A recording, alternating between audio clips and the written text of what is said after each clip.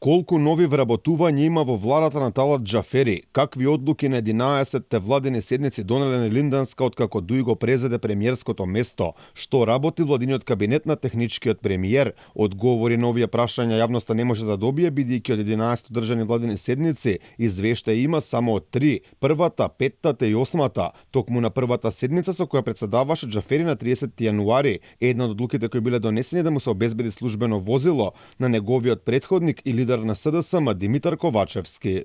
Информација за потреба од донесување на одлука за остварување на правото на користење на службено возило на претседателот на владата на Република Македонија, на кој му престанала функцијата, Димитар Ковачевски, со предлог одлука.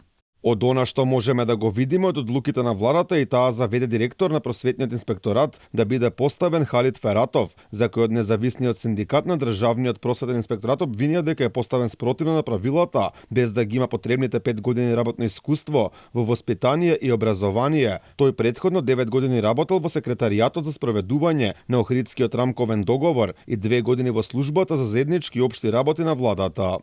Владата го именува Халид Фератов за вршител на должноста директор на Државниот просветен инспекторат, орган во состав на Министерството за информатичко општество и администрација.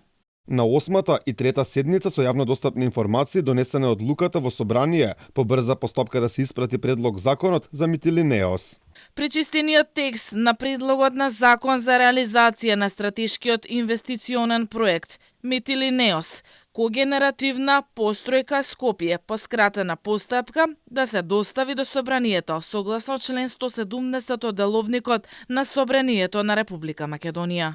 Дел од точките кои биле на дневен ред на седниците за кои нема јавно достапни извештаи се и кадровските решенија, односно вработувањата во владата на Талат Џафери, па така нема одговор дали и колку нови лица се вработени во неговиот кабинет.